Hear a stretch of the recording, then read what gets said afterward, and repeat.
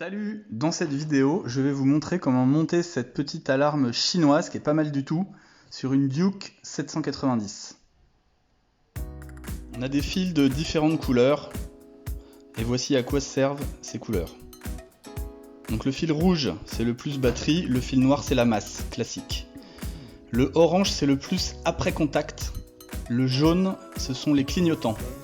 On ne va pas utiliser le rose, ni le bleu, ni le gris. Donc le rose il s'utilise pas de toute façon, et le bleu et le gris ils servent à démarrer la moto à distance et à bloquer le démarrage de la moto. Donc ça j'ai pas voulu utiliser ces fonctions, c'est pour ça que je n'ai pas branché ces fils. On va également avoir besoin d'une prise Molex de 2 par 8 et de 4,2 cm de large. Cette prise est fournie avec des pins sur lesquels on va venir connecter les fils qui sortent de l'alarme pour venir les enficher dans la prise Molex.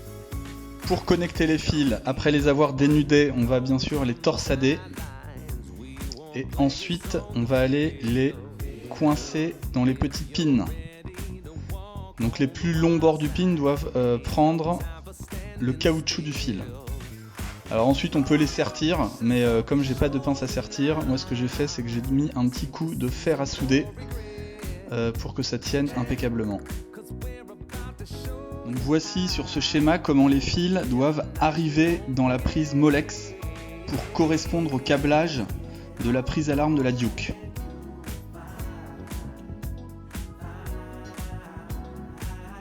On arrive à la fin de l'aventure du montage de cette alarme.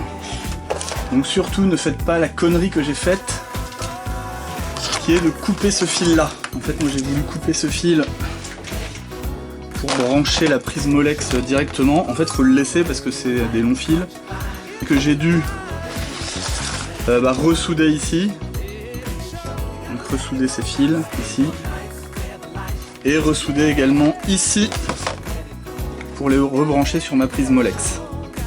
Donc ça, cette prise Molex, c'est une prise Molex 4,2 cm que j'ai achetée sur eBay je crois.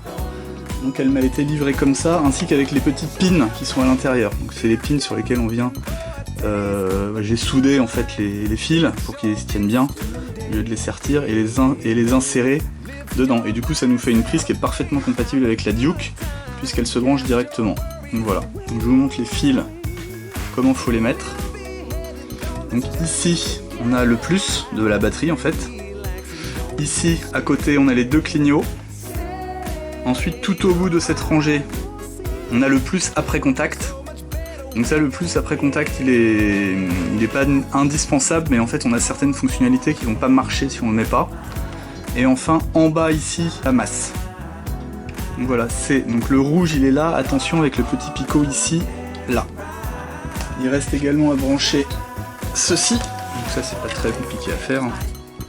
C'est déjà prévu pour, donc on le met là, hop, et ça permet d'avoir un truc qui gueule. Je vais me servir également d'un autocollant qui m'avait été fourni et on va aller mettre ça dans la Duke. Voilà donc le résultat final. Donc ici la prise Molex. Donc l'alarme j'ai réussi à la caser ici en la collant avec donc les fils qui sortent là que j'ai mis avec des petits serre-flex, on va ranger tout ça. J'ai collé le haut-parleur ici, donc avec les fils du haut-parleur qui vont au fond. Et il me reste même une petite place ici pour mettre quelques outils. Et en fait pourquoi j'ai fait ça? Parce que je voulais absolument garder la place sous la selle pour mettre mon bloc disque. J'ai pas envie d'avoir un support de bloc disque ici ou un truc comme ça. Le vrai résultat final ça donne ça. Le haut-parleur, la trousse à outils. Alors par contre j'ai dû enlever ces outils là. Donc, le plus chiant c'est ça, mais du coup ce que je vais faire c'est mettre une petite clé Allen pour le remplacer. Voilà, et donc on se retrouve avec une alarme qui fonctionne parfaitement. Donc là je vais activer l'alarme. Et là je déverrouille l'alarme. Si je suis un peu loin de ma moto et que quelqu'un touche à ma moto, qu'est-ce qui va se passer?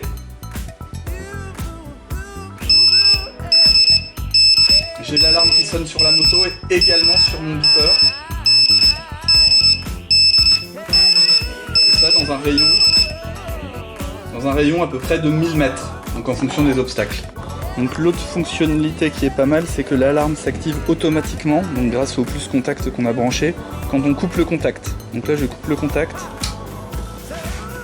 et l'alarme est activée. Donc on peut vérifier qu'elle est activée en appuyant sur la petite clé. effectivement c'est le bouton rouge qui s'allume. Donc là on voit pas mais l'alarme est bien activée. Donc la fonction PKE fait que donc, si jamais je déclenche l'alarme avec le PKE juste à côté, elle va pas sonner.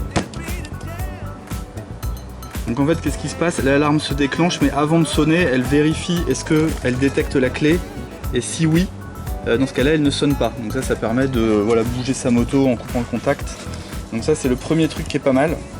Et enfin le deuxième truc qui est excellent aussi, c'est que maintenant quand je mets le contact,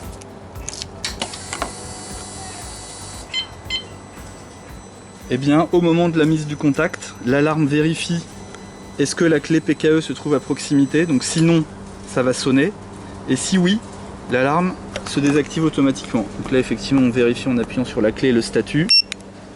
Donc j'ai bien le petit bouton bleu qui s'allume qui me signifie que mon alarme est désactivée.